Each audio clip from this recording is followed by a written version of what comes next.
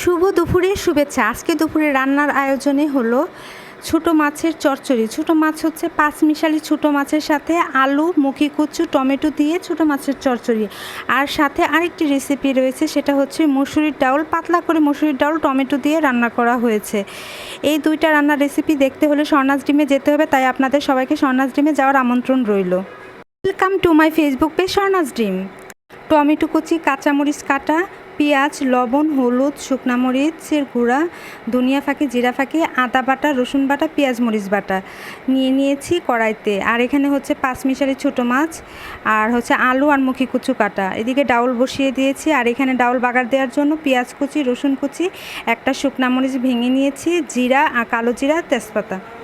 এখন আমি কড়াইতে আলু আর মুখি কচু কাটা একসাথে নিয়ে নিলাম কড়াইতে। এখন সরিষার তেল দিয়ে দিলাম, দিয়ে আমি ভালো করে এগুলো সব উপকরণ একসাথে মিশিয়ে নিব।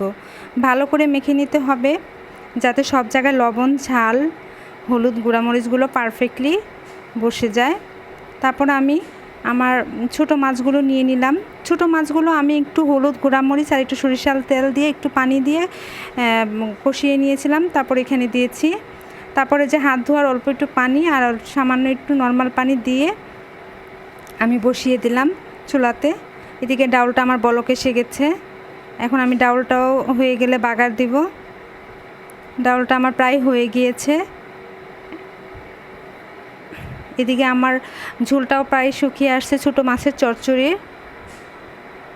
এখন ডাউল বাগার দেওয়ার জন্য আমি একটা ফ্রাই প্যান নিয়ে নিলাম। প্রথমে তেজপাতা দিলাম, তারপরে হচ্ছে শুকনো মরিচ, তারপরে কালো জিরা, তারপর হচ্ছে রসুন দিয়ে ভালো করে একটু লাল করে ভাজবো, একটু হালকা লালচা করে ভাজবো। ভালো করে ভাজা হয়ে গেলে তখন আমি পেঁয়াজ কুচি দিয়ে পেঁয়াজ কুচিটাও ভালো করে লালচা করে ভেজে নিব। তারপর আমি এই তো ডাউলে ঢেলে দিয়ে দিলাম। দেওয়ার পরে এখন ভালো করে একটু নাড়া দিয়ে একটা বলক আনার পরেই আমি ডাউলটা নামিয়ে ফেলবো। এতেই আমাদের ডাউল রান্না হয়ে গিয়েছে। এদিকে আমার ঝোলটা শুকিয়ে গেছে আর সামান্য একটু ঝোল আছে। এতে আমার ডাউল একটা বলক এসে গেছে। ডাউল আমার হয়ে গিয়েছে। ডাউল আমি বাটিতে বেড়ে ফেললাম।